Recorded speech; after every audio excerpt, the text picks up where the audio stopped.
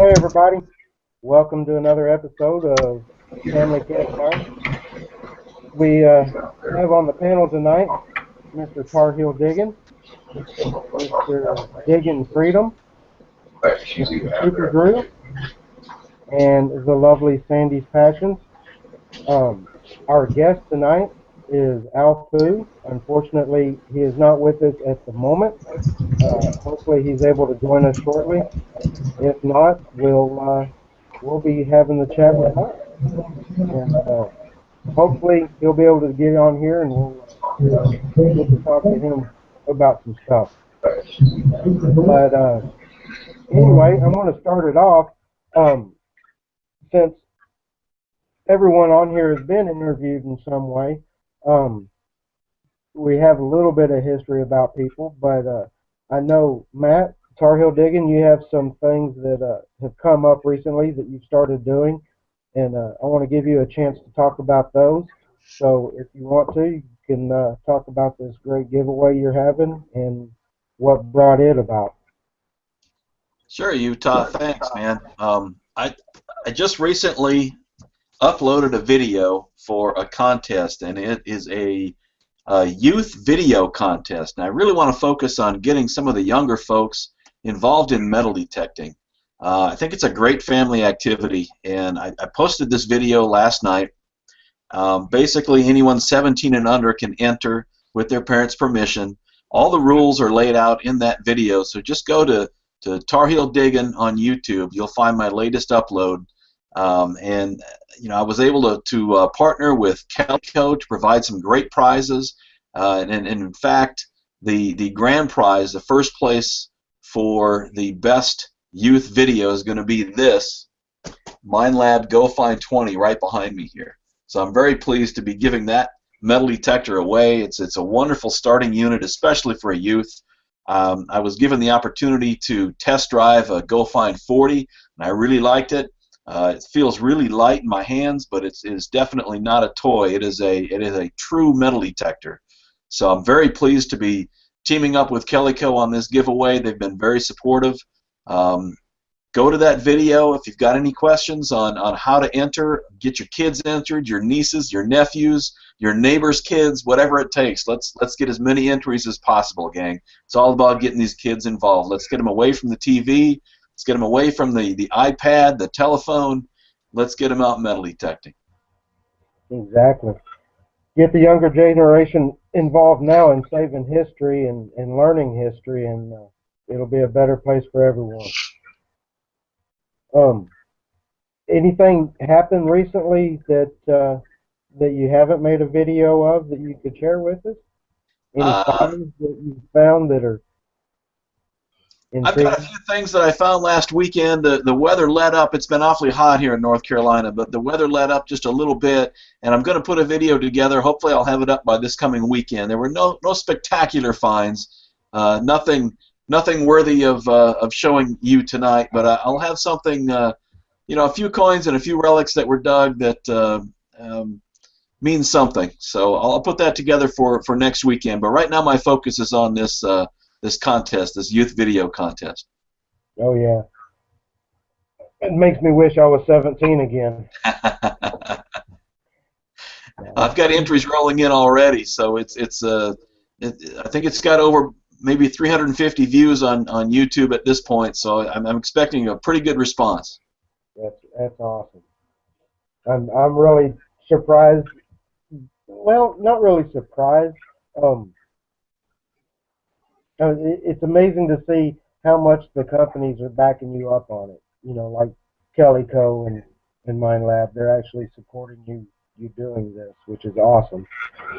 There's some great retailers out there, and Calico's certainly not the only one. They're a big one, but they're certainly not the only one. And the manufacturers have really been stepping up lately. I've noticed in a lot of the Facebook groups, White's, MindLab, Fisher, you name it, Tesoro. They're all out there. They're giving away stuff. They're supplying these Facebook groups with prizes, and I think they see a lot of value in that. Yeah, and it's not only good for them to, of course, advertise their equipment, but it's great for the communities as well, because anything that helps get the younger people involved and get people that aren't able to detect otherwise involved. It's really great.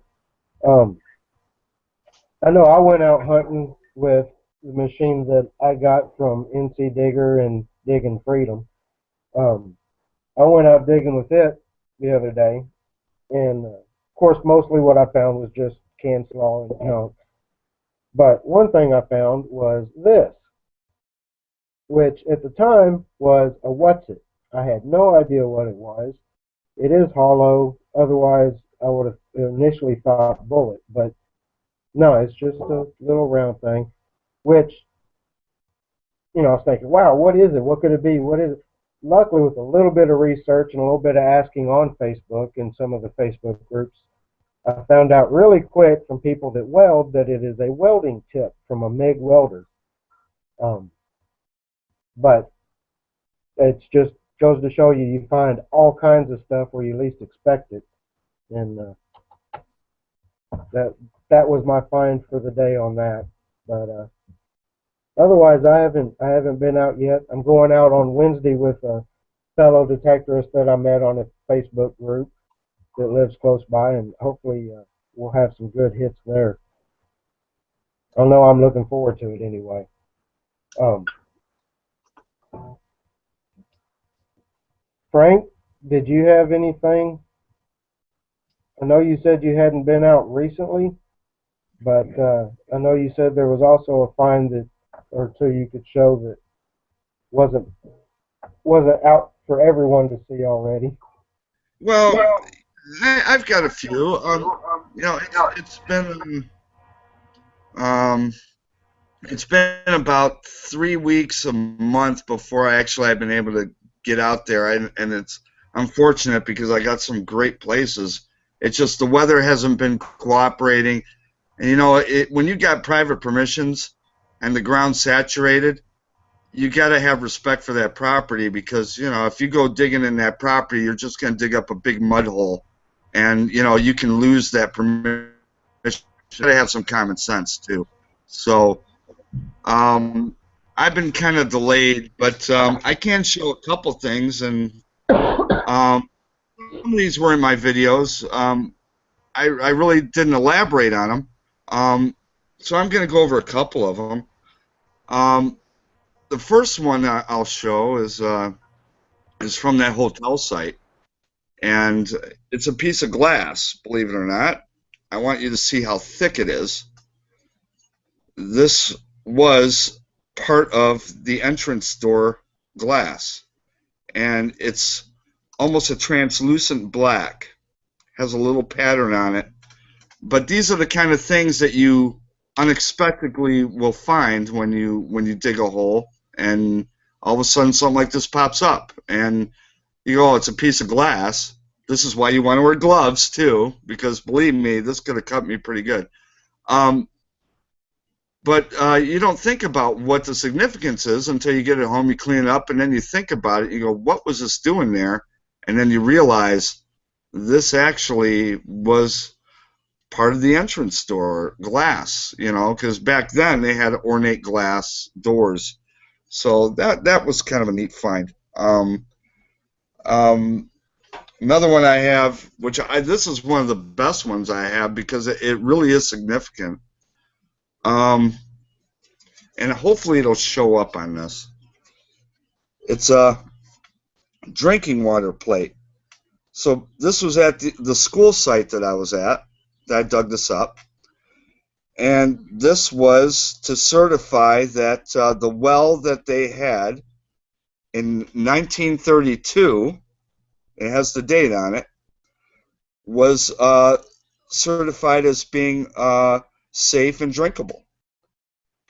So, they didn't have indoor plumbing back then in places, rural places. So they would post placards like this and let people know that it's okay to drink out of the well. So I thought that was a really neat find, and I'm glad I was able to preserve it. That was actually a really unexpected find. Another one I really haven't talked about much.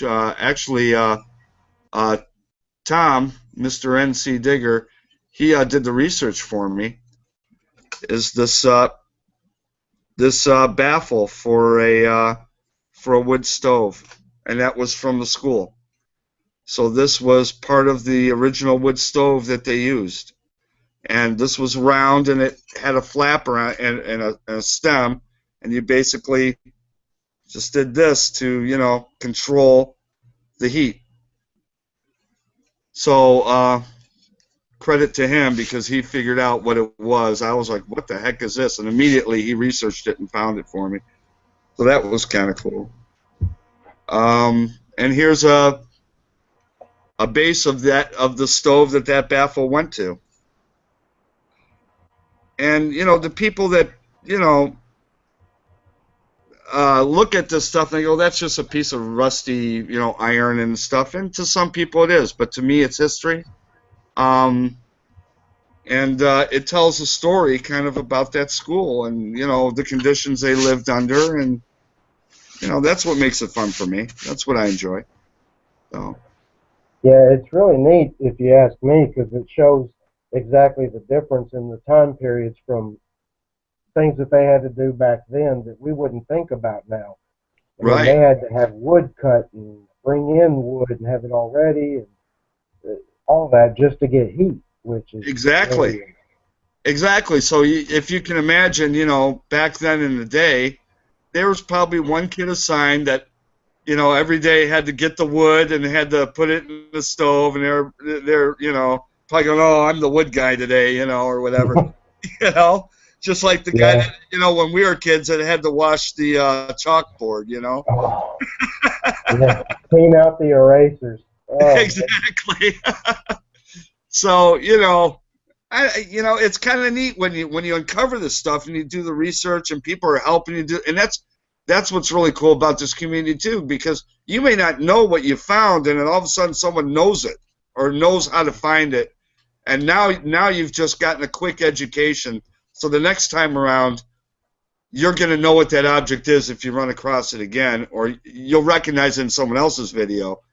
But it's kind of cool when all these things kind of unfold and you look at them all, and it tells that little story, that there was some kid that had to collect wood. It happened because the teacher wasn't doing it, so. And 9 times out of 10, it was the kid that got in trouble the day before. Exactly.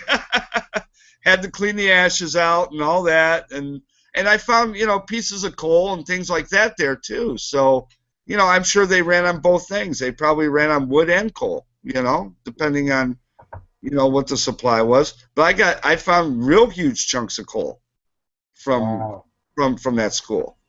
So you just real quick, you had mentioned community, and I want to throw this out real quick. We do have a member of our community that Miss Dish Bronson. She lost her father this morning.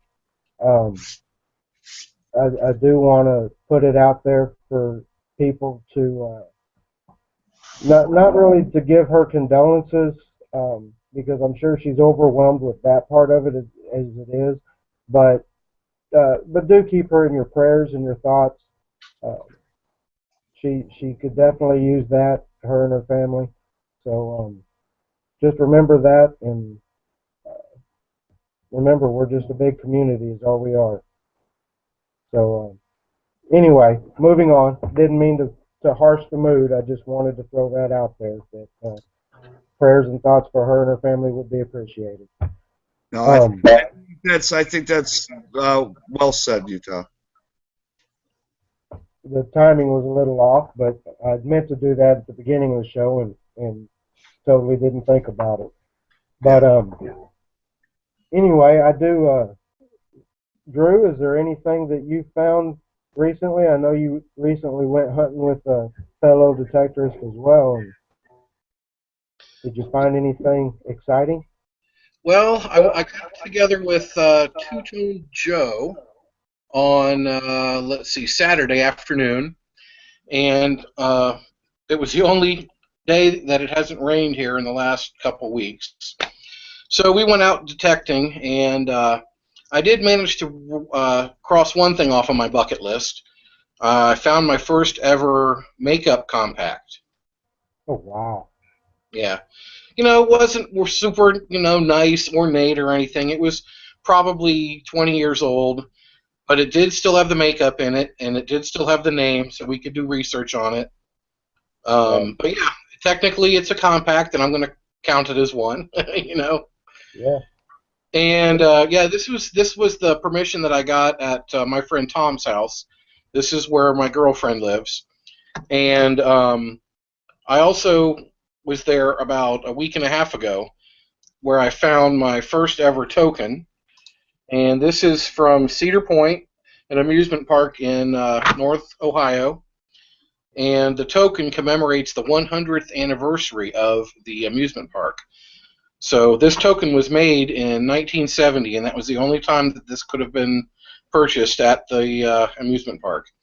And I found this about 2 inches off the driveway, and it was about 4 inches down, rung up like a penny, as a matter of fact. And later that afternoon, I found my first ever dime, 1947 Rosie, my first ever silver dime.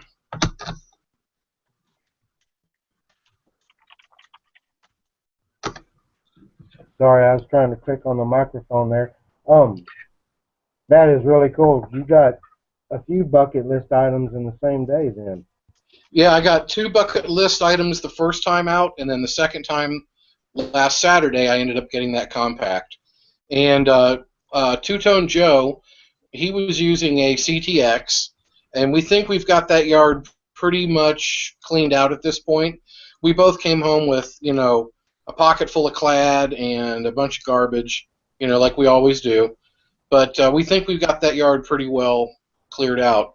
So we're talking about doing some door knocking next weekend. That's another thing about detecting people don't think about is door knocking.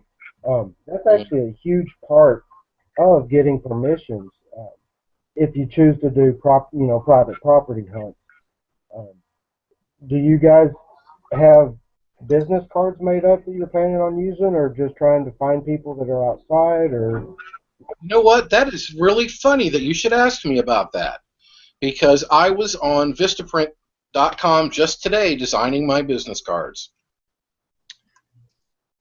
Actually, I'm modeling the back of my card after Tom's card.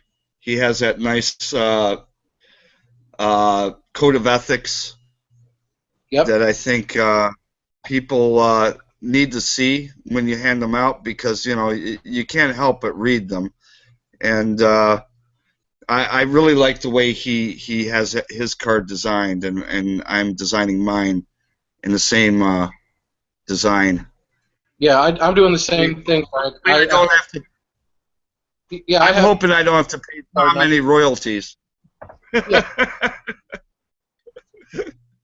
Yeah, I'm using his business card that he sent me a long time ago, and I'm doing the exact same thing that he did, writing it out on the back of the card. So, when I hand him the card, I'll hand him the front, and then I'll flip it over and show him the back, and that way they'll know what I'm about. That's really cool. I do have a question for Mr. Tarhill, though. Yes. We were talking about bucket lists. Is there still that one item that you haven't found yet? Yes, there is, actually. And in fact, I came close last weekend. I do have one thing that I can show you. One of the big things on my bucket list is either a US plate or a CS plate, obviously, box plate or belt plate. But I came pretty close last weekend when I dug this object right here. Now, it may not look like much to the average Joe, but that is actually a belt keeper from a Union-issued Civil War belt. So there's got to be a plate out there somewhere with my name on it. At least I'm hoping so, anyway. Yeah. Yeah, you find that, something close is around. That's cool. That's cool. Yeah, if you could find the other half with the plate on, like you said, it's got to be close. Yeah, exactly. I got the boring half, I guess. Now I got to go find the exciting half. Yeah, there you go. Yeah, I've got to find a bucket before I can start a list. Oh, you'll get there. Don't even worry about it. Well, and I think it's funny. I think people in different parts of the country have their own types of bucket lists too, because, we didn't have Civil War activity in Michigan, so we had encampments, before they were shipped. So, maybe if you're lucky, you might find a button or two, but I can't even have that stuff on my bucket list. It'd be great to find anything like that. That's You know, very true. But for me, three finger would be good. a That's couple very a So, couple months ago, Two-Tone Joe was working a park with me just up the street from where I live, and he found a World War One gold gilt dress uniform button from the Army in a local park that I've been to a million times. So you never know what's out mhm. there. Well, you never do. Kids were well known for taking dad's stuff and going to play with it, that kind of stuff. So, you know, there's always a chance that you find something that, Junior got, beat for, losing. You never know. that's But very true. but it is kind of funny. Frank, I'm a big advocate of no matter where you live in this country, there is a local history, whether it's colonial, Civil War, World War II, whatever your local history is, there's something in the ground that's worthwhile. Right. No, I agree. I completely agree. And and really, I mean, you have your basic bucket list items, I guess. Okay, I got that. I got my horseshoe. I got this. I got, and once you start detecting. But once you realize your niche and what you really like and what you really enjoy, the bucket list is, it's kind of like an afterthought. It's kind of like I gotta find this. It ain't like, for me, okay, if I run across it, fine. But I'm looking for stuff that I can preserve, really. And like you said, it's local history that I'm really after. That's really what I'm after. Because I want to preserve it. And the main reason is our town is being built up. So a lot of these old sites they're being bulldozed, and you get a subdivision, and next thing you know, it's all gone after that. You know, so Yeah, my mic on? Yeah. I have uh, got really lucky the other day. I had stopped by the city hall in order to ask them if they had any local laws against metal detecting or ordinances against metal detecting. And because I wanted to find out before I went, because I didn't want some cop showing up and running me off or giving me a citation when I didn't know about it. It's always better to know. Um, so I stopped by and asked them, and of course they said no, there wasn't any. And I also asked them if the town had a historical society. And she said it's funny that I asked that because they don't at the moment, but they're planning on creating one. And she told me who to get in touch with about that. Which luckily, hopefully, I can get my feet in on the ground floor of that and kind of put a good word for detecting out there. At least put the good word in their ear about it, so that they not set off with a negative connotation against metal detecting right away. Um, but I'm looking forward to that. If I can find some local history to display at the historical society, it's always going to be nice. I well, don't know. It's it's also also a what. good thing to realize, a lot of these local parks were donated land from farmers and things like that. So, um, a lot of the state land that we have, there are a lot of parks that were converted to state owned, or county owned, that were farms. So a lot of them, you have to before you can even put a coil to the soil, as they say. You want to make sure whoever's in charge. There are some spots in these parks that are designated for metal detecting only. I don't think people realize that. They think they can go to a park and just start detecting, and if you don't really ask, you can have your detector taken away and fined. Yeah, I'm not going to give them a chance for that. I'd rather ask before I go.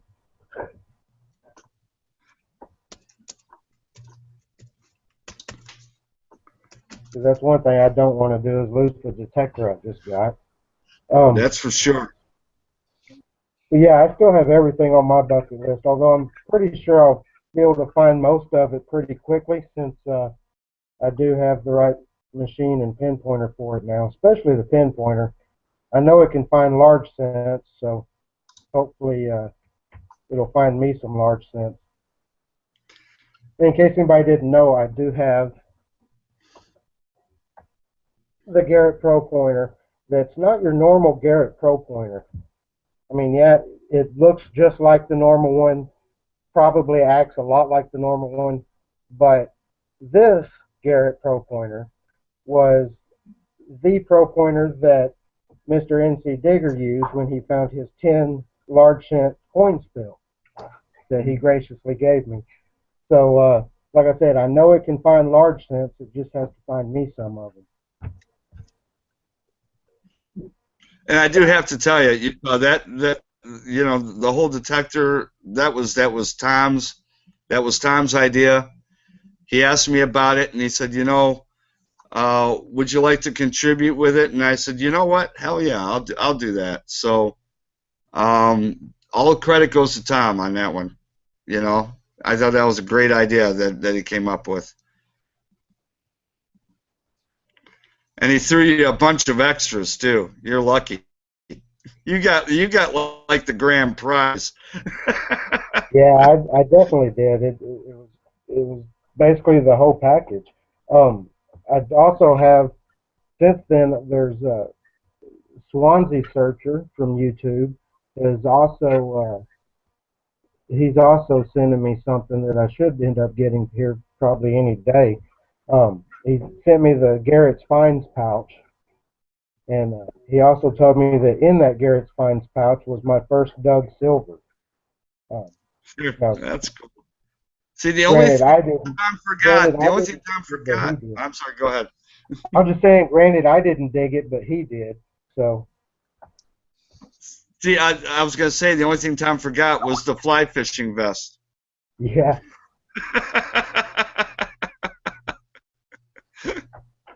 But yeah, I'll be able to find everything now. And since I got the 3 different coils with it, I got the regular coil for everyday use. I got the double D coil if I want to do some serious searching, and then I got that sniper coil for the trashier areas.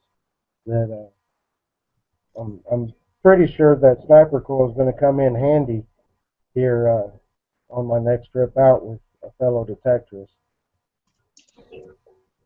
Well, Utah, I'm almost jealous of you because, I mean, the sky's the limit right now with your bucket list. I mean, every new find is going to be a bucket list find, and that's a good place to be at, buddy. It's awesome. I mean, I love it because I've went out. The only thing that I've been able to scratch off my bucket list so far is a memorial penny. So, well, that and a Evil One pull tab. Other than that, it's like you said, the sky's the limit. If I find a wheat scent, it's going to be, I'll be out there doing a dance. Whoo, I found a wheat scent. It's going to be great. And Well, that 250 is definitely capable of finding a wheat scent. I found my first one with that machine. yeah, I hope it still has that capability in it too, because I'm looking forward to it for sure. I can't.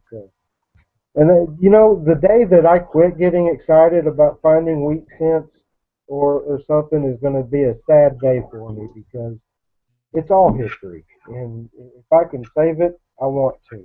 Mm-hmm. Now, Well, and that's the whole point of it, Utah. The whole point is just getting out there and, kind of, just putting yourself in a different spot and just, taking some of those, stresses away and spending a few hours having some fun. And, even if you find a bunch of garbage, you still had some fun, If you go out and expect to find something, you probably never will. If you go out with a great attitude and having fun, you're going to find your best finds. I'm just telling you, you will. That's how it's always been for me. If I go out there saying I've got to find something cool because I don't have much time, now you're stressed about metal detecting. You know what I mean? And you shouldn't be. So, just take it as it is, have fun and relax, and the finds will come. Yeah, I'm not worried about what I find when I go out. It's just a matter of, I want to find when I go out anything related to the history of whatever place I'm at. Which Yeah, we talk a lot. that was my issue. I was getting to stress out about not finding silver. And I talked to Tom, NC Digger, and I talked to Josh, Ohio Metal Detecting, and they both told me, that's why you're not finding silvers, because you're stressing about it. And as soon as I let it go and put it out of my head, I found silver on my very next hunt. And that's the truth. Yeah. Hey, Utah. Yes, ma'am. Tom said he has a very specific thing to tell you. Uh-oh. Research, research, research. It has nothing to do with the pinpoint. It's all researcher. And that's where I was fixing to go next with the storyline here. I was going to basically say, we've mentioned research a lot tonight, and I've come across a lot of good sites to do research. Everyone has their own favorite websites and favorite map sites and so forth. But the research, to me, is just as fun as getting out and going metal detecting and actually doing the hunt. Because you can find out so much history-wise about the places you're hunting on doing the research. And things that you'd never know about the town you live in, you're like, wow, this used to be that. This used to be a restaurant over here. I didn't know that. Just all kinds of different things that you can find out that it's just really, really amazing. I'll tell you what, Utah, you will become the town historian. Yeah, well, I know more about this town's history than the Historical Society does, because I've done so much research on the properties and the owners, and how did it pass from family to a different family? What happened to it? Where these people come from? Really, if you get that involved with it, you're going to know more about your town than you're going to be like, wow, I know more about this town than I should know. Exactly. It's like the town that I mean, you'll see street names. You'll see street names and go, I know that name. I mean, really. Yeah, it's the fun. town I grew up in is that way. They have an old cotton gin there that, of course, it hasn't been in operation for decades, and half of it now has been taken down because it was falling down. But what is there is just still the main building structure. And it's really neat. When kids or people drive by it nowadays, they see the building and they're thinking, oh, look, it's an old metal barn. But knowing the history of what it was when you drive by there and the work that went on there, it's really amazing to think of all the work that, the cotton gin. So you're out picking cotton, and then you have the farmers that planted that cotton. I mean, just all the different work in the area that went into it. And when I started researching that part that I already knew, but I still researched it more, I found out that this little town that I grew up in here was at one time the onion capital of the world. They produced more onions out of Princeton, Texas than anywhere else in the world. And I had no idea about that. And I found that was really interesting. Utah. Yes, ma'am. Tom wants me to relay another message to you. Go check out Tar Heel's video on research tools. He said it's the best out there. There you go. There's Tom is right. Yes. Tar Heel did a fabulous video on research and applications you can use on your phone. Absolutely outstanding. Yeah. It was actually I one of the refer to that best kept a lot. secrets we had. What was that, Drew? Can't believe I said I refer to that video quite a lot, actually. Ah. It's a good primer for anybody who's, looking into how to do research properly. And gang, I think Ohio metal detecting brings up a good point too. There's research beforehand. Obviously, we want to research the sites to make sure that we're hunting afterwards. After you make a find and you do the research to figure out, all right, what the heck did I find here, and what does it mean to this location? The two depths of research that I've definitely felt the same effect. So this research video they're talking about, he said it's sites that you can use on your phone. Well, I did a video, I believe it was back in February, maybe late February, that listed a bunch of websites that I like to use for researching new locations. And some of the video was real, I guess, real important toward North Carolina locations. There's some North Carolina websites, but I know a lot of other states out there probably have the same type of websites available. So I encourage you to look up for, look those sites up on the internet. It's just something I threw out there back in February, and it's been a very popular video. That's cool. Yeah, I have a friend who lives in Pennsylvania, and he helped me do a lot of the research on our family land and the house that my grandparents used to live in. So there are lots of sources out there, not just map sites online. You can get a lot of information from halls of records, neighbors, old folks that still live in the neighborhood. You can get lots of good information from them as well.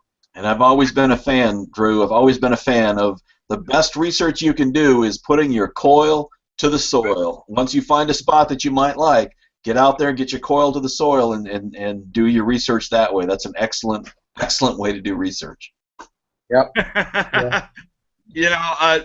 A good rule of thumb too, if you want to see how old certain small towns are, this is a good way to start. There is a website called Historical Markers, and it will list for your state and your town where any significant historical markers are. And it'll show on a Google map where those markers are. And you can go to those markers and see, what the dates are. And if they're dated back to, the early 1800s or before then, that town's an old town. So it gives you a good starting point of, knocking on doors, let's say. Because, at that point, if that town was established, now you can do some research on the founders of that town and keep going with that. And that's where you can get your good permissions on knocking on doors. It's not so much as the marker, it's giving you an idea on the type of relics you might find. So, that's a very good resource, that website. It's a very good resource. That is a really good one. I know, like in the town I live in now, it was made in the mid-1800s, and it's got all kinds of historical markers for the different buildings downtown with that. But there was, in this part of Texas, which is just north of Dallas, there wasn't any real Civil War history. The Texas Revolution was all south of here. The Civil War was on the coast and then up north and east of us, of course. But nothing war-related happened here locally. But there's a lot of history locally as far as the old Western days. I mean, the first stagecoach robbery happened 10 miles south of me in Texas. Happened 10 miles south of me. The first bank robbery in Texas happened, I think it's 15 miles west of me in a small town over there. It's just different little old Western history as opposed to different war history. But there's always history everywhere. It's just a matter of what you see whether you see it or not. Um, the main thing that keeps popping in my mind is the guy digs up an old iron toy, like an old toy soldier or lead toy soldier, and thinking, oh, it's just a piece of junk lead toy soldier or whatever. Someone else sees it and says, wow, that kid probably only had a handful of those, and the fact that he lost one, that ruined his entire month. Um, it's just stuff like that history is where you find it and where you look for it. If you want to find history in an item, it's there. Um, it's just a matter of doing the research and finding it. That's very true. Very true, Utah. If I want to bring a point up here, one thing that I learned early on was to pay attention to your trash. Even the little iron objects that you dig, if it's a square nail, whatever it might be, that has a story to tell. You might not keep it and put it in a display case, but it still tells you a lot about the area that you're hunting in. So pay attention to your trash. Definitely. Which I'm really excited, and I know I'm talking a lot about me this evening and my new hunt I'm going to go on, and it's only because I just got a detector and I'm really excited about it. But like this property I'm going to be going out hunting on, it's 28-acre farmland that supposedly on one end of it had a cemetery, a family cemetery on it, that the gravestones have fallen down or have been moved with time and age. So they're not exactly sure where the graves are on it. So one of the first things I'm going to do is just a personal preference. I'm probably going to find where those markers are at and stay a good 30 yards away from them. That way it gives them, in my mind, enough of an area for respect of the ones that have passed that are buried there. But at the same time, there's all kinds of things I've learned from watching YouTube videos and talking to you guys is the different signs that you look for. Walking out there, you can walk out and you can see different things just looking at the ground on your way. If you're looking at the ground as you walk, you can notice pieces of red brick. And if there's a bunch of them around, then you know that there used to be a house there. There's different things like little pieces of pottery or whatnot that you can find. Just different signs that'll tell you, hey, there used to be a structure close by to here. You can look at the indentations in the ground for old home sites or rock walls if there are those. You have the obvious signs, but I've noticed a lot of people mention different unobvious signs, things you do have to look for. Like somebody was saying the types of flowers you see. If you see a bunch of different wildflowers out in the field, and there's one patch of flowers that doesn't match any of the rest, chances are those were intentionally planted there years back. So that's a good place to go start looking, because chances are something was there. Not necessarily if there's a house or whatnot, but something was. That's exactly right, Utah. We look for daffodils around here. Daffodils are something that doesn't really grow native, but if you find them in the woods, somebody planted them there, and there was a good chance that there was a homestead there at one point. You bring up a good point about cemeteries, and that's always been kind of a sketchy subject when it comes to metal detecting. I personally, I don't feel right detecting in and around cemeteries, but I have detected around the areas where people would park to go to a cemetery. Which when somebody was laid to rest, there would be a lot of wagons parked outside the cemetery, and I would always hunt those areas. But I don't feel right going anywhere near a cemetery with metal detecting. But I have had a lot of success in those parking areas.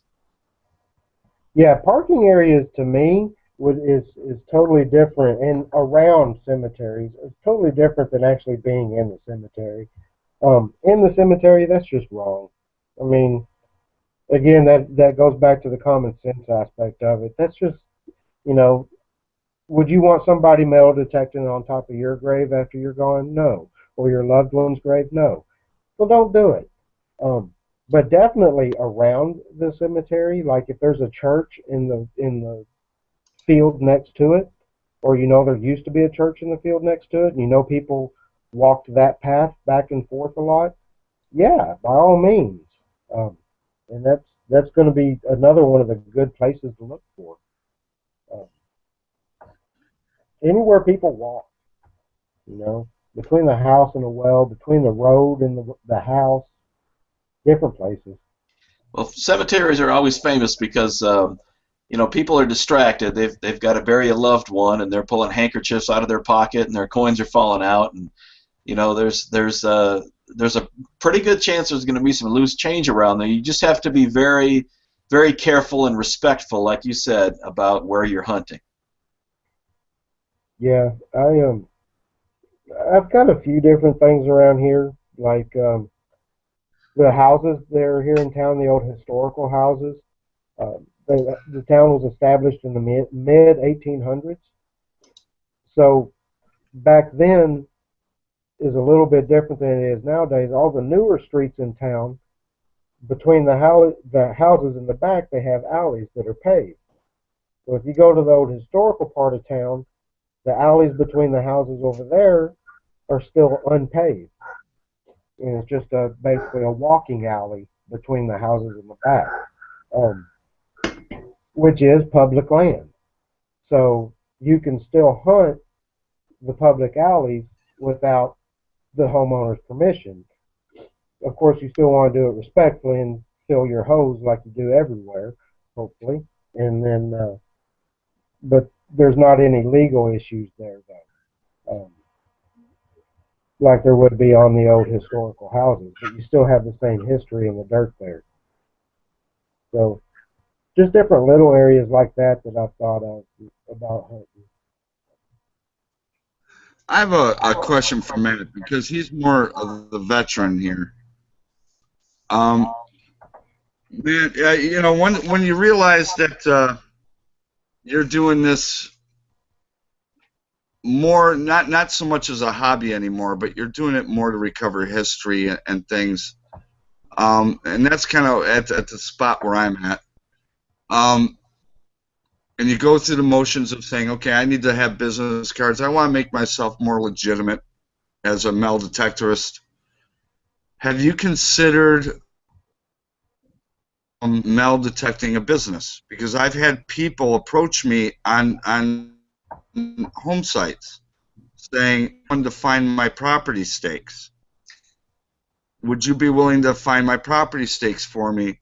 I'll pay you, whatever you want to charge an hour, as long as it's not too much, as long as it's not as much as, the people that come out and do it. And I've actually done a couple of those, and found it very easy to do with my metal detector.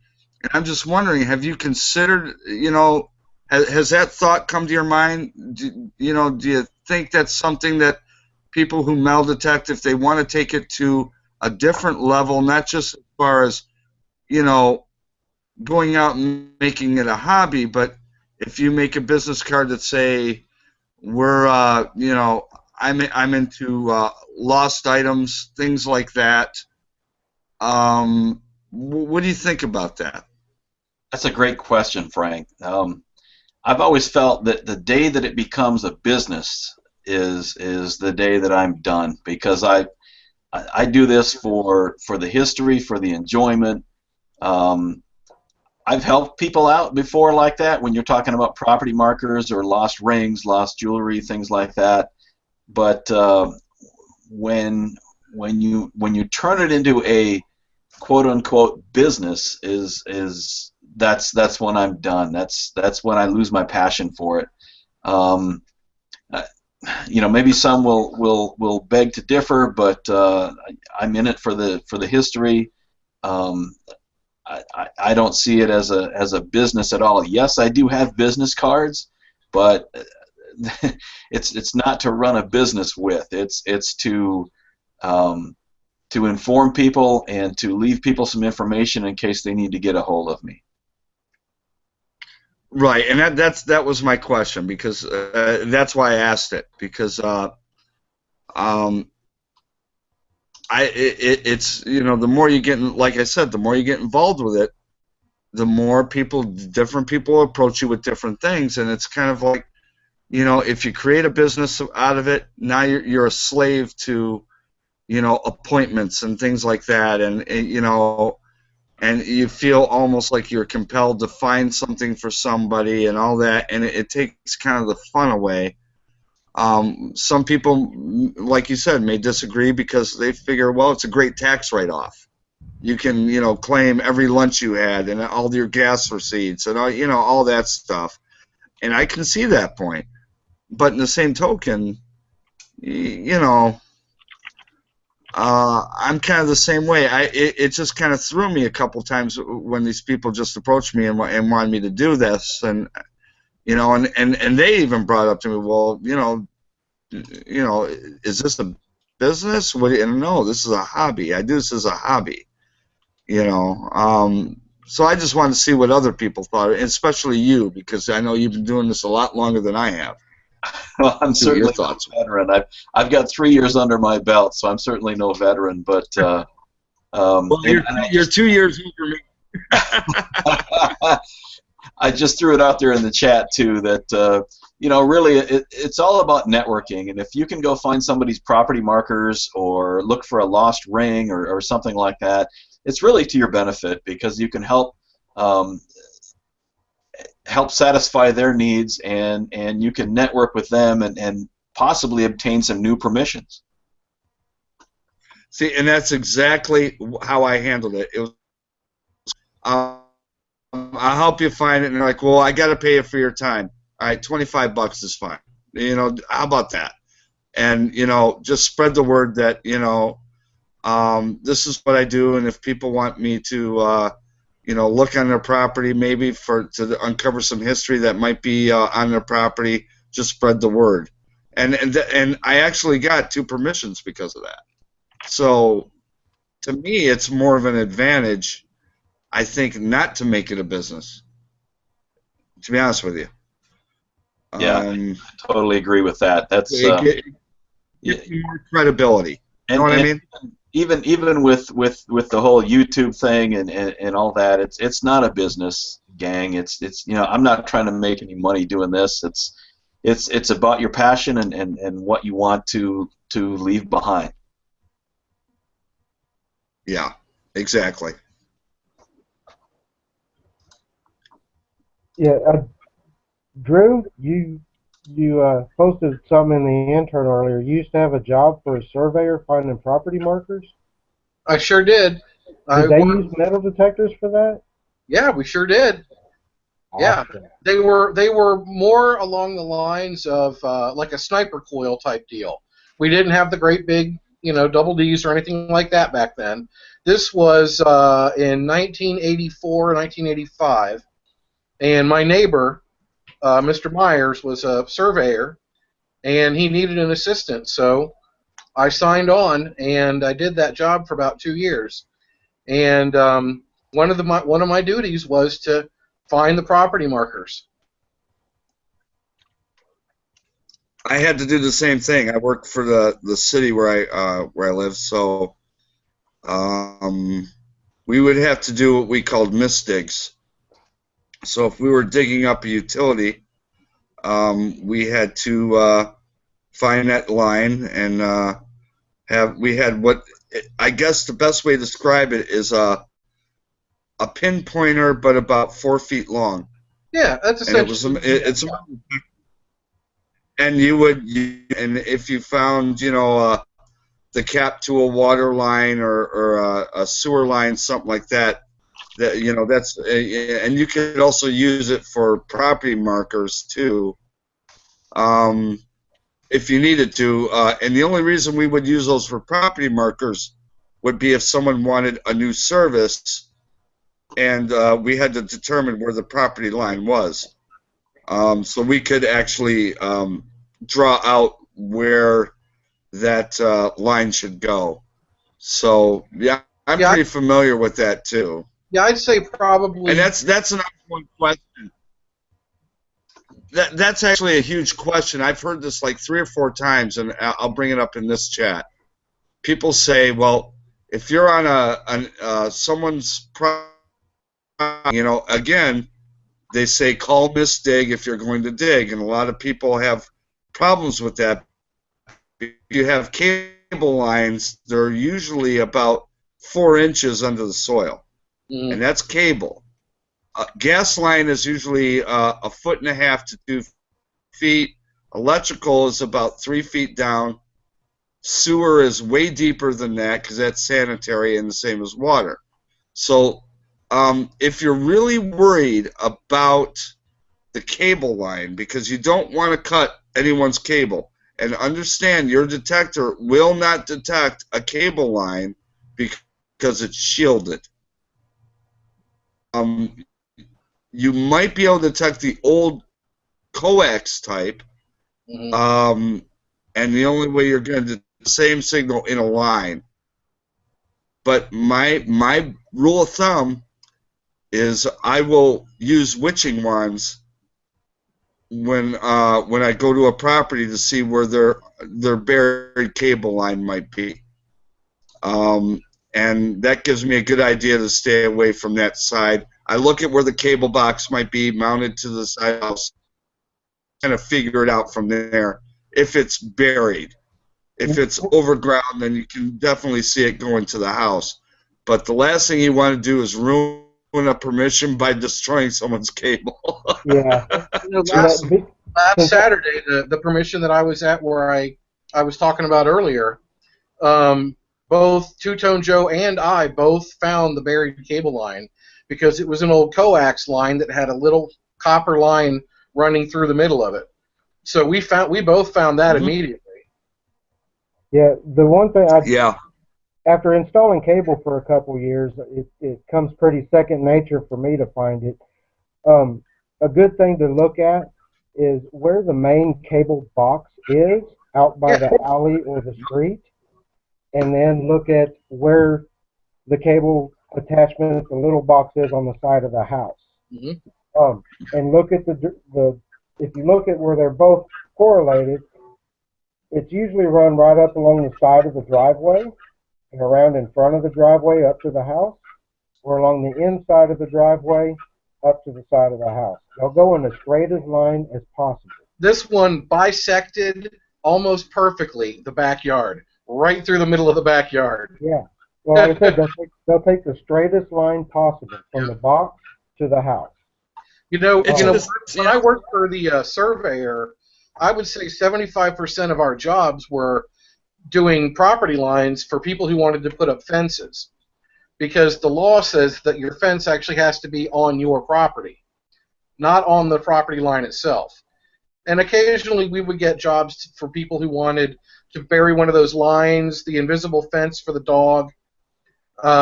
Sometimes we would do jobs for people who wanted to make their driveway as wide as possible. Things like that. We never really did any civil work, though.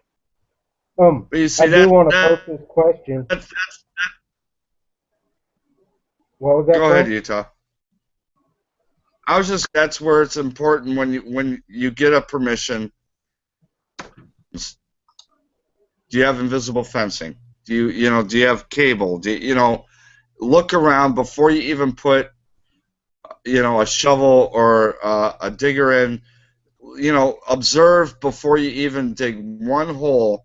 Don't get so excited where you're going to run in and you're going to start digging, because you can destroy, a service to someone, and that's it. The next thing you're kicked off that property because you didn't ask simple questions.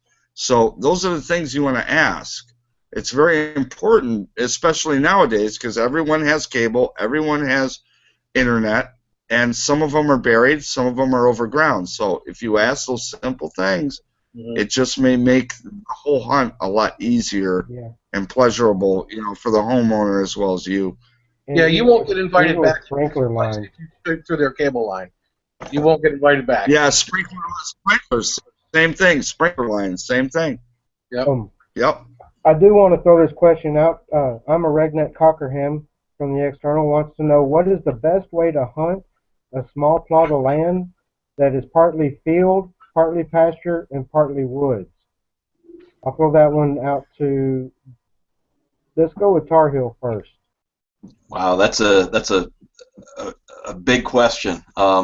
It depends on where you're at, I guess, and what the season is. I'm a big hunter of the woods, but not so much during the heat of the summer. But it depends on what the pasture and everything else. I mean, if it's cut short, go for it. But my biggest question to him would be, do you know that there was a building there on site, or a home, or some type of a structure there? And like I said, I think I even commented in the chat, I told him, hey, put a coil to the soil. That's the best way to tell you where you want to hunt, is look for some iron, look for some trash, find where that activity was, and start there. I can add to that. A good friend of mine, Mr. Crabinay, Danny, who's been on your show, Utah, he's having a lot of problems right now because they're getting extreme. So if you're not getting any rain, you're getting all heat. What's that doing to the soil? It's making it's almost like trying to dig in the wintertime. So with that in mind, if you're going to a pasture, let's say, or an open field where it's getting direct sun, not much water, understand wherever you're going to dig, get a great signal, you're going to have to dig a wider hole because you're going to get much harder soil. You're not going to be able to get to that object as quickly as you think because that soil is baked. All the moisture is drawn out of it.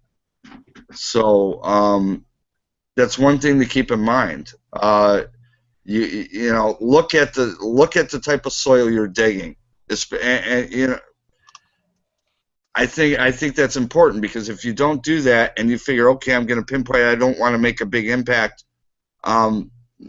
I don't want to make a big hole for the object. And the same thing goes for a private residence. If you're on a private residence and their soil is hard because they haven't gotten any rain, you're going to destroy their lawn because you cannot get to that object quick enough in a nice cut plug because the soil will be too baked. It'll be too hard. So keep that in mind, and maybe you might have to walk away. You might have to just tell them, I'll be back, in a couple of weeks or whatever. Don't be afraid to do that. They'll respect you for that. Well, just from talking to different people and listening to different stories and whatnot, I would tend to tell him to grid that out.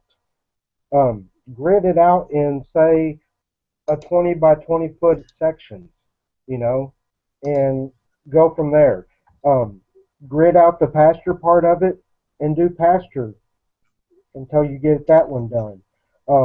And then, like you're saying, if the weather has been cooperative and the soil cooperates, then move to the field part where it's open field and you can, granted if there's not any crops on the field, and you can grid that out and do that part, and then go to the woods and do that part. But grid it out in different sections, and that way you're sure that you don't miss as much.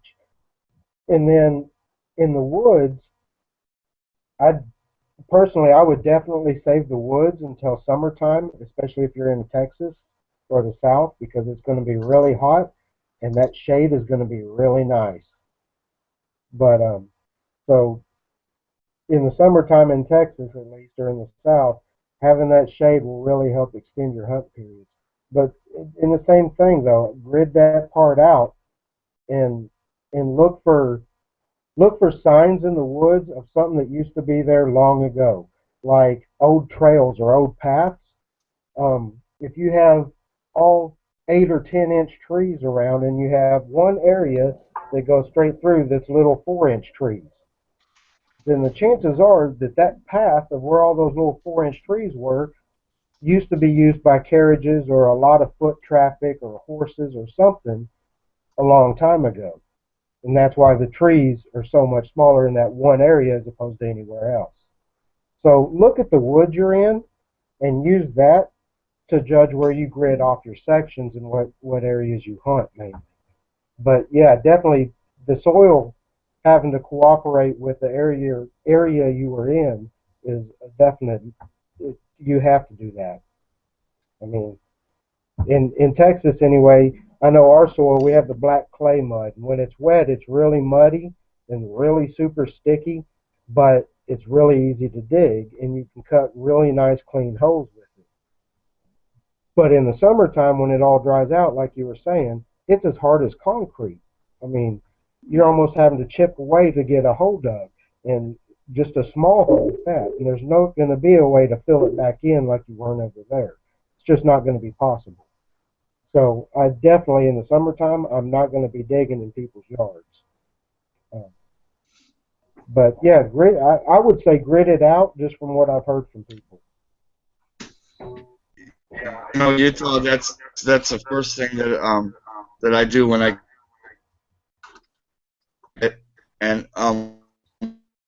I just gritting it all you want. I think And you're sweep cutting your up, I only all caught right. a few words out of that. All right, hold on. Drew, what's your I'll be thoughts back. while he's refreshing? Well, I tell you what, from what I understand, if you're working in tall grass, you want to use a smaller coil. When you're working a large field, you're going to want to use a bigger coil to cover more ground. The gridding is key. That's the first thing Joe and I did when we went last Saturday. We stood at the corner of the property, we eyeballed it out, we gridded it out, and then we each took different corners and we worked our way towards each other, and then we went back the other direction. You know what I'm saying? So we did kind of like a crisscross pattern. We covered each other's ground. That's a good idea too. I didn't think of that if you're hunting with somebody. Yeah, it really worked out well for us because, like I said, we started at different corners, worked this way, and then we worked back this way. And we both found things that each of us had missed. What were you saying before you had to refresh, Frank?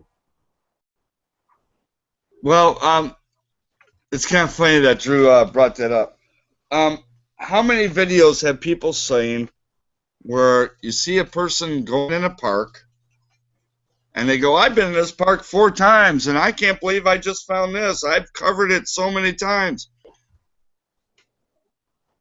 They don't have the right sweep pattern. When you walk, you take a step and you swing that coil, and if you take another step and you swing your coil, now you've done a big wedge. And you've just missed about 10 inches as you've walked. So I don't when it comes to gridding, you can grid all you want. That's wonderful if you grid it. That's the best way to do it if you want to cover, the ground and not have to cover it again. But if you can't sweep slowly and really cover everything before you step, and you do that zigzag pattern as you're walking and you're sweeping your coil too fast, you're going to miss a lot of targets because your coil is not going to be able to pick it up that quick, if it will be, and you're going to miss a bunch of targets because you've just taken a step over ground that's not covered. So it's not so much as gridding it, it's how you're stepping, sweeping, taking another step, then sweeping, and it's a slow process, but it'll pay off.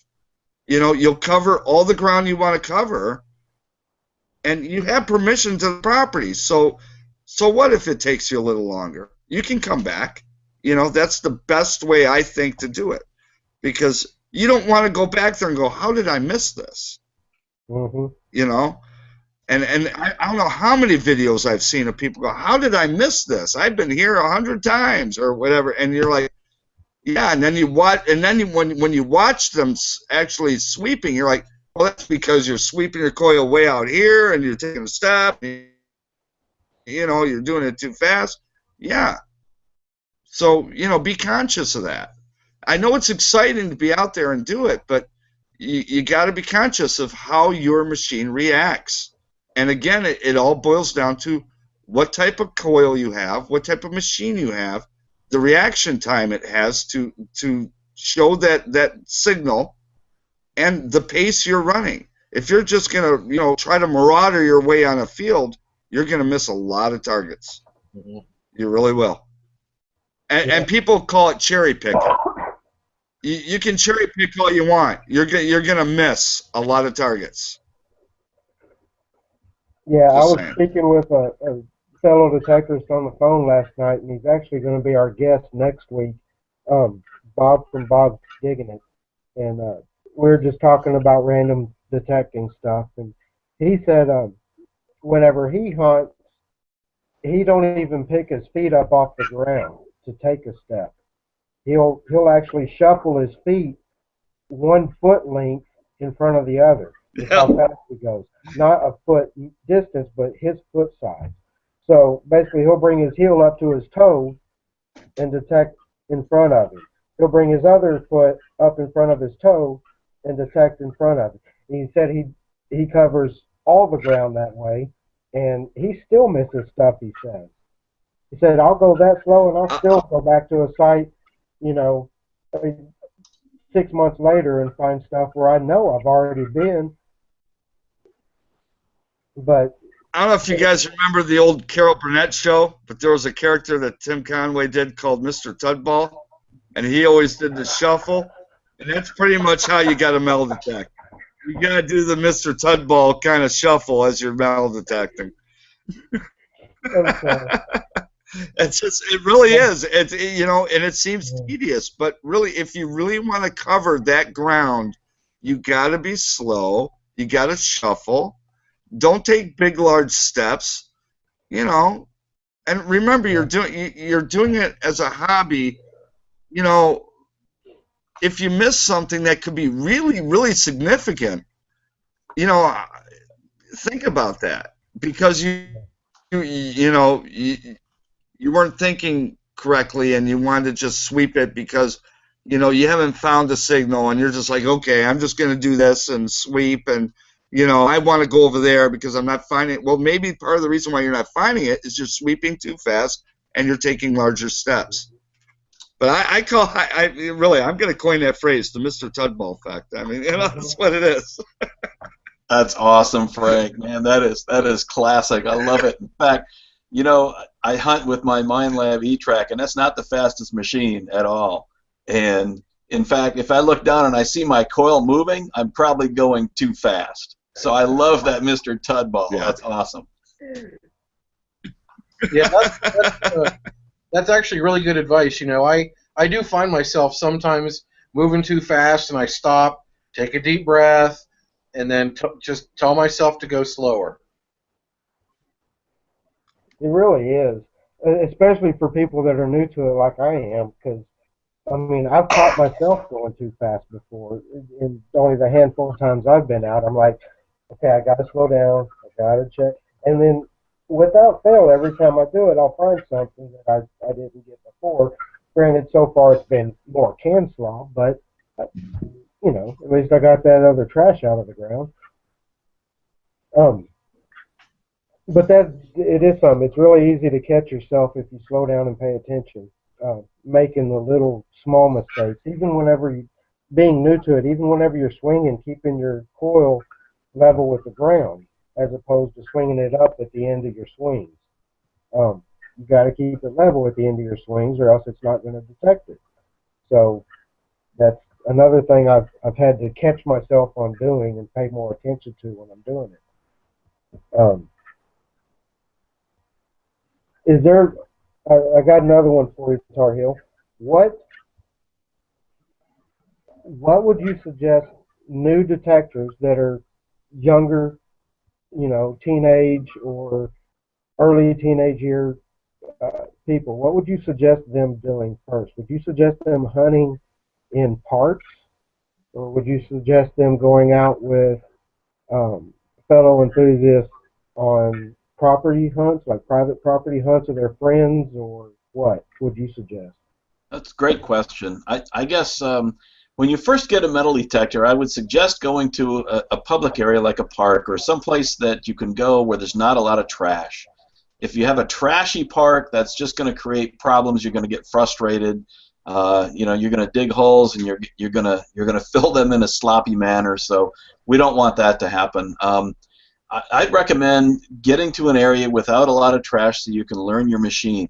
Whether that's at a old historic home, get yourself out away from the main part of the home, 50 yards or so, or if it's at a park where you can just dig some clad and start learning your machine.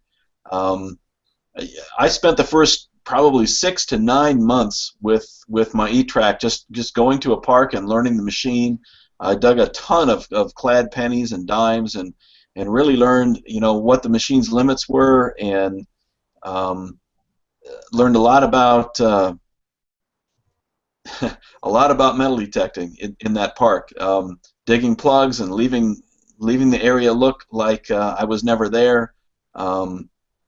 It's really important to get off on the right foot, and I don't want you to hunt on a trashy area. I guess that's my main point. Yeah, it's really easy to become discouraged if you're in a real trashy area and that's all you're digging is trash. Um, but a lot of that goes back to research.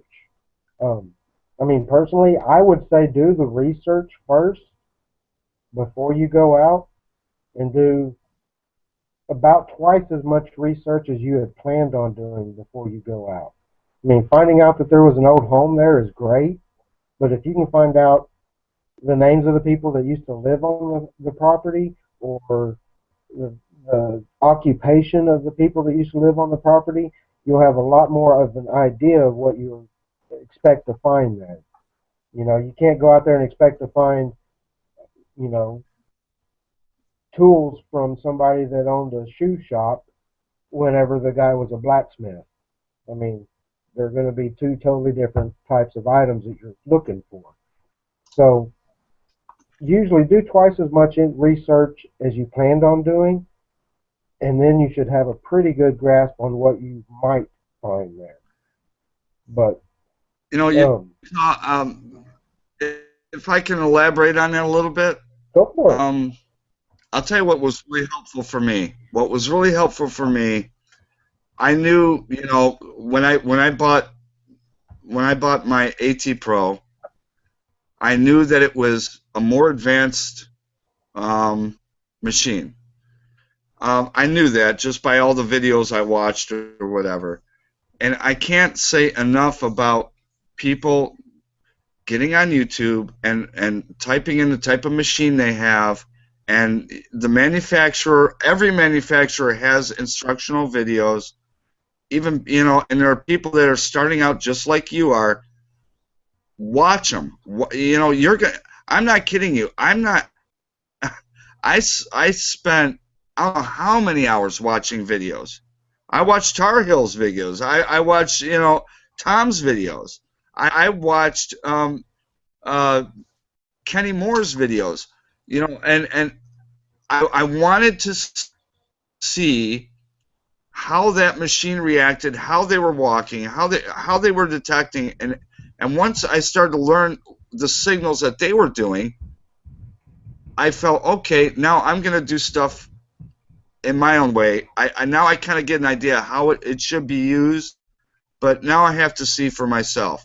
And so I started putting things in my yard and, just learning the signals. And I think if you learn your machine first, you won't be so intimidated knocking on that door, because the last thing you want to do is go to someone's house, knock on the door, and say, I'm going to metal detect, and you really don't know your machine, and you're digging holes, and you're getting false signals and you're getting this and you're getting that, and you're like, oh my God, I look like a fool. I'm digging this guy's yard up and I'm not finding anything because I don't know my own machine. So I think the first step really is learning your machine and learning it well. And it's not going to take 2 weeks. It's going to take a little while. And then, do it gradually. Before you knock on that significant site, trust me, don't do it. Don't go to that site and go, I got this great permission, I'm going to metal detect it, I'm going to find cool stuff. If you don't know your machine, you're going to look like a bozo because you're not going to know all the signals. I think it's really important because it gives you that confidence walking in there. You actually talk differently when you know your machine because you know you're going to find something because you know your machine. And you're not going to destroy the property. You just feel different when you walk on that property. That's my advice to a beginner. And whether it be you have an Ace 150, a 250, an AT Pro, a GoPro, learn your machine first. I think that makes a big difference. Couldn't agree more, Frank. That's great advice. Excellent advice. Learn your machine before you start knocking on those significant permissions. And along that same lines, I went and grabbed this because I want to point out, also, as far as before you knock on the really important permissions and houses, knowing your machine will help you find more stuff. It'll boost your confidence and everything. But another thing that's really important is know your digging instruments.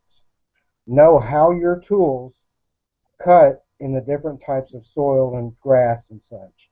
Because if you go out to someone's house and you're going to be cutting plugs in their yard, you want to know how your digging tools are going to react with their soil and their grass so that you don't tear up their yard. I went out to Walmart and got this digger. Looks really cool, and it actually works great for cutting plugs. It's flat, so it's streamlined and cuts mainly a straight line. It's got the cutting edge on one side. It cuts through the grass roots really well. The other side, if I end up hitting a regular root, it can saw through that. But this works really well on sodded soil, but it does not work as well in the clay mud that we have here, or clay dirt. It does not work as well out in the unkept land because it's not as wet as it is in, say, a yard that's has a sprinkler system or been maintained. So know your digging tools. If I go out to like a piece of property that's in a field, I'll take a shovel with me, just a regular everyday shovel that I can dig a nice round hole with, open it up in one scoop up and find my items. And then I can put that back in one scoop as well. Just flip it back over and fill it back in, stomp it back down, and it's good to go. It's out in the field. But if you're in someone's yard, get you a hand digging tool or a tool that is straight. A regular shovel in someone's yard is not going to cut a plug as well as the flat ones will. Because this flat one, I can literally go all the way around in 3/4 of the circle and then flip that plug right up.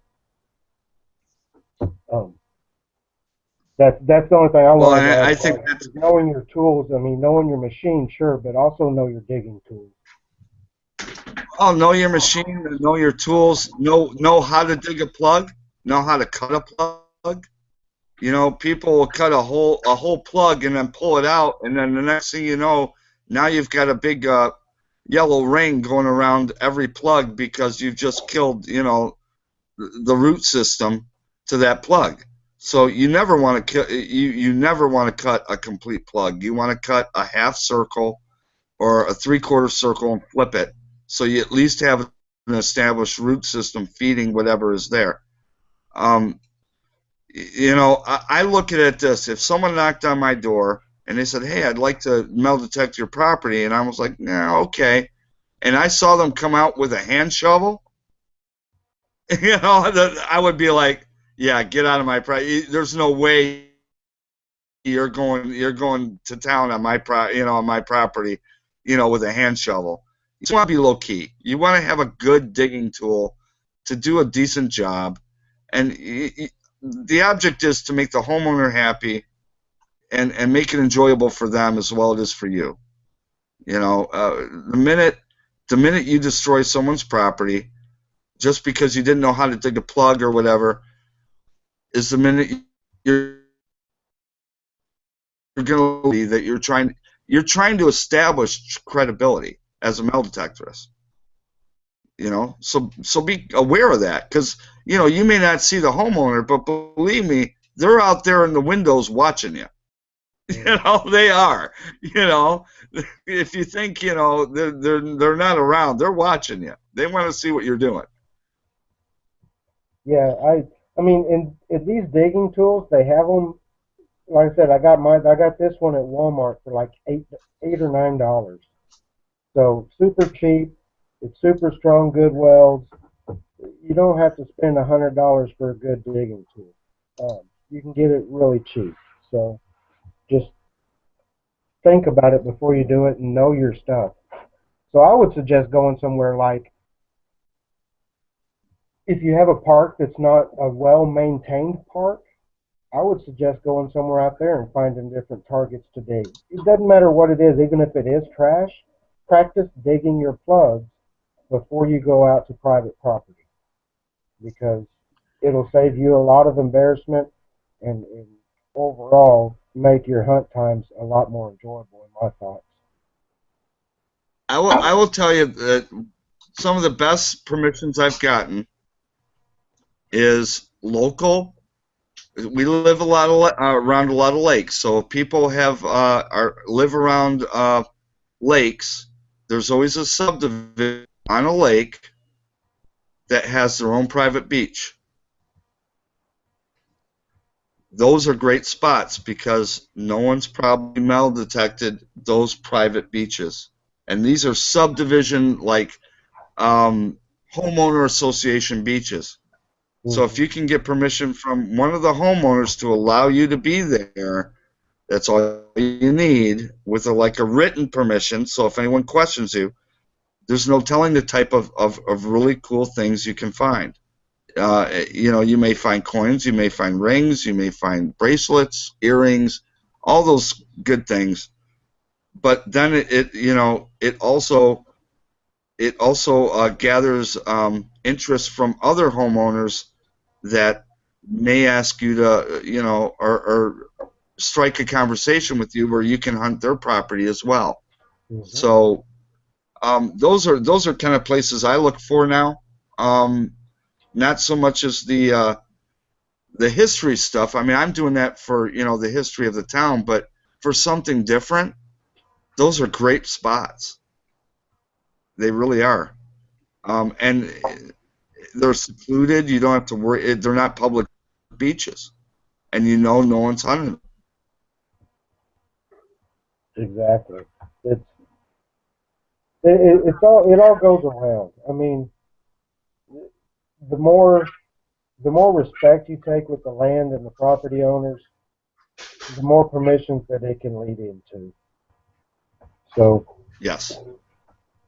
Drew, did you have anything to add about the machines or cutting plugs? Or? Well, that's interesting. I was thinking about when you guys were talking about the cut and plugs, and I started out with just a Lowe's hand trowel, and it really did. It did tear up the hole, and I got a treasure find, little blue handled deal, blade digger, and that worked a whole lot better. I didn't tear up the holes as much. And then I got the Samson T handle. Once I got that, it just changed everything. You know, the plugs got a lot more compact. I was able to dig deeper without tearing them up. And like Frank was saying, you know, practice in your yard. Make sure you know what you're doing before you go on a property. Yeah. I also like what he Yeah, said and about. you know what? That's a good idea. You know what? Dig a plug in your own yard and see what happens after you dig your plug. Mm-hmm.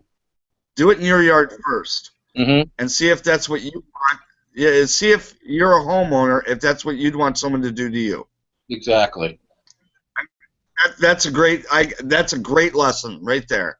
Mhm. You know, Yeah. cut a complete plug out and watch what happens over, you know, a week of what happens to that plug you've completely cut away and put back in thinking everything will be fine, and then you see a nice yellow ring and you're like, I got this yellow ring in my yard now. You know, one thing I did learn, Frank, is that when you do dig that plug, don't cut it in a complete circle. Leave a little bit of it connected. That way, Yep. you're going to have a little bit of, you know, connection Well, to you the. want that root system. Yeah, you want that root system connected. If you cut a complete round plug and pull that plug out, you've just destroyed their lawn, because once you put it back in, again, like I said, you're going to have a yellow ring around it. You will. That's what happens. That's why you only want to do like a 3/4 circle and then flip it. Yep. Yep. You know. And You want to have. you know, Well, what's going to the other thing is, the bombs the other day and looked at the holes that I had dug a week and a half before. Every single one of them was perfect. There was no yellow ring at all. They looked good. And I say the reasons for that. Number one, the quality of the Samson T handle, and also being careful about digging that plug properly. Mhm. right, and you'll bring some kind of, you know, large towel or something that's easy to carry. You know, I use a piece of tarp that I've cut, that I can put the excess dirt on, so I can make sure that dirt goes back in the hole, is not in the surrounding grass, because that also will kill the grass. So that's Mhm. important. Remember, if you're on a private permission, you're the ambassador for this hobby. So if you destroy their property, it's not just you that's being affected, it's the next guy that might come up, you know, that knocks on their door. So, you know, or they might say something to a friend, and then that person knocks on their door and like, oh, my buddy had this real problem. No, I don't want you here. Yeah, So,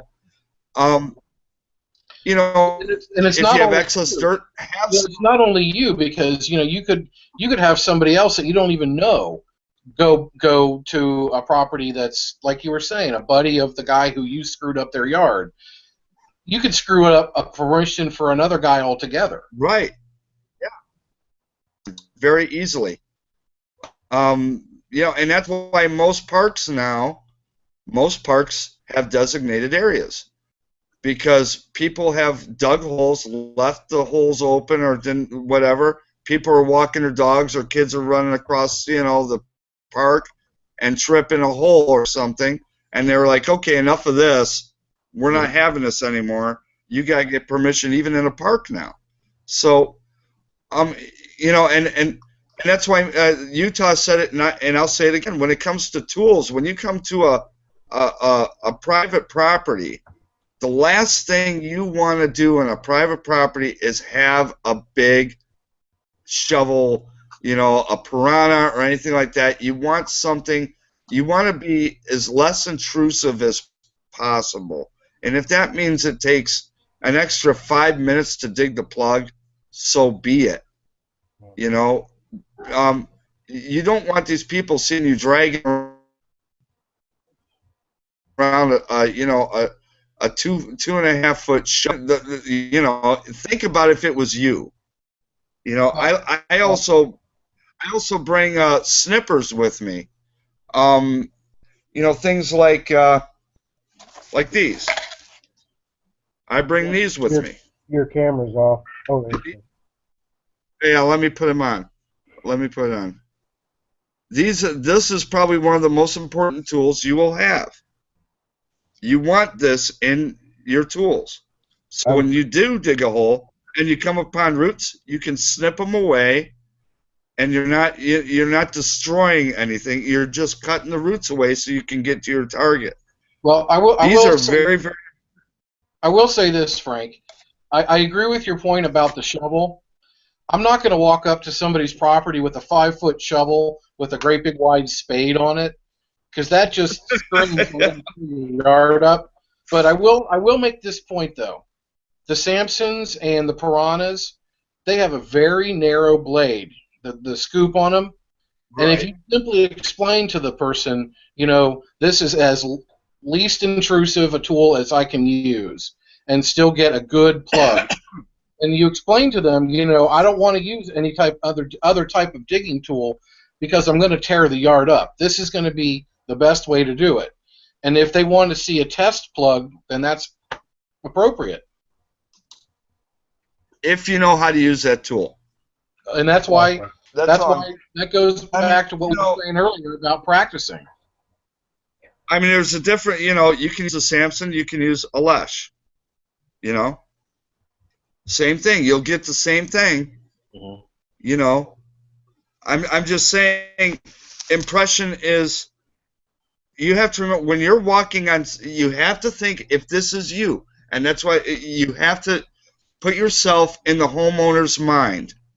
If this was you and someone walked up to you and said, I want to dig your property, and you give them permission, and you see them eat with a 2-foot Samson, you're going to look at that and you're going to think that's intimidating. And if you're already kind of leery about it, it may make you kind of go, but if you just see something like this, that does the same job. Well, it does, but it doesn't though.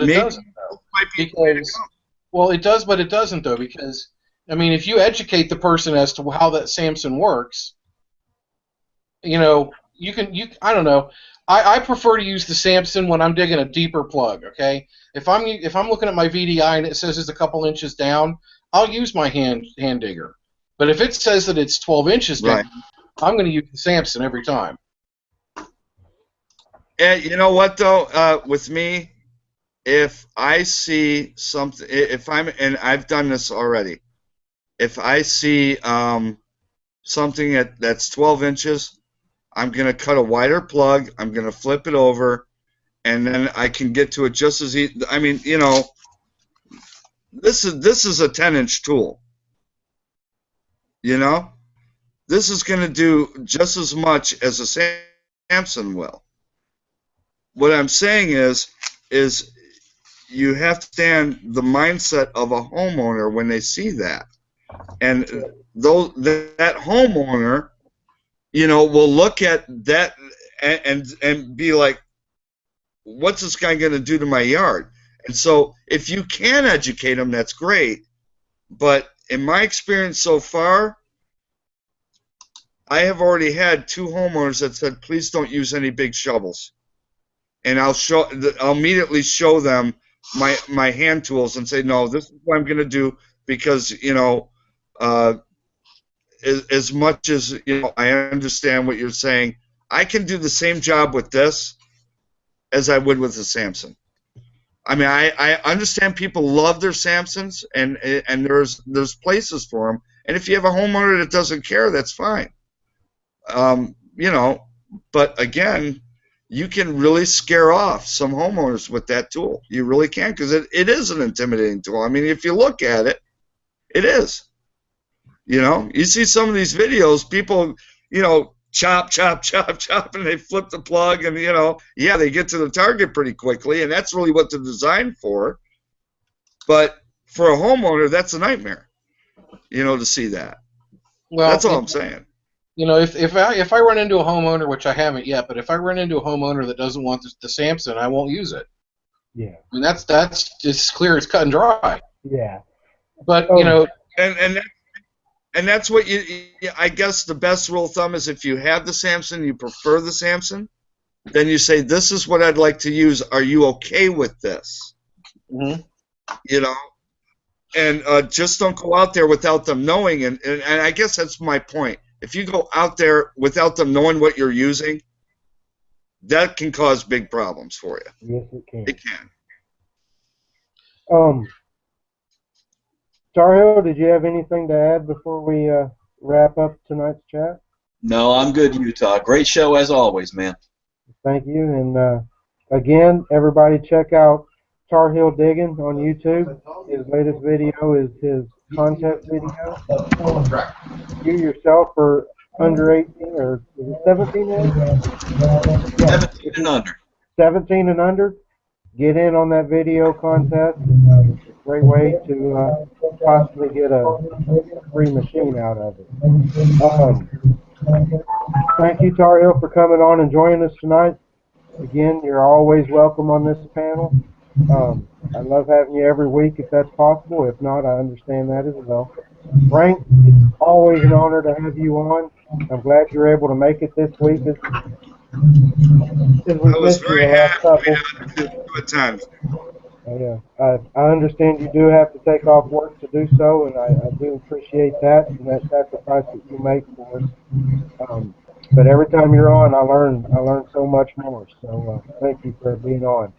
Drew, always an honor to have you on. Thanks for having me. Hopefully, anytime Utah, you just say the word. I'm always here for you. okay. Hopefully next week our guest will be able to make it as well. At this point, I still don't know why he wasn't able to make it this week, but I'm sure he'll let me know eventually. Sandy, thank you as always for keeping the external in line and also relaying any questions that they have for us.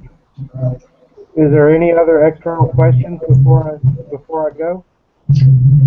No, but Tom wanted me to relay a message to you. He said, Utah, since you live in Texas, your price for that package he sent you is when you find your first Aztec or Conquistador gold, you have to send it to him. Okay. I will do it.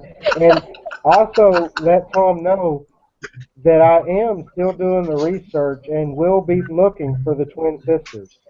I have not forgot that he wants me to find those as well. He's just kidding, though, really. Oh no, it's on now. He's already called dibs. It's a done deal. Everybody in the external, thank you guys for coming out.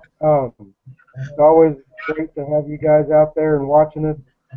Thanks for everybody on the panel for being here. And next week, I'm looking at our guest for next week being Bob from Bob's Digging It. He has webpage, he has Facebook group, I think. He's really big YouTube legend, basically. Bob'sDiggingIt.com. Yeah, Bob'sDiggingIt.com is going to be on here next week, and I really look forward to having him on. There's so many things that you can learn from him. It's just unreal. But until then, everybody have a good evening. Have a good time. Dig it all. Be safe and have fun.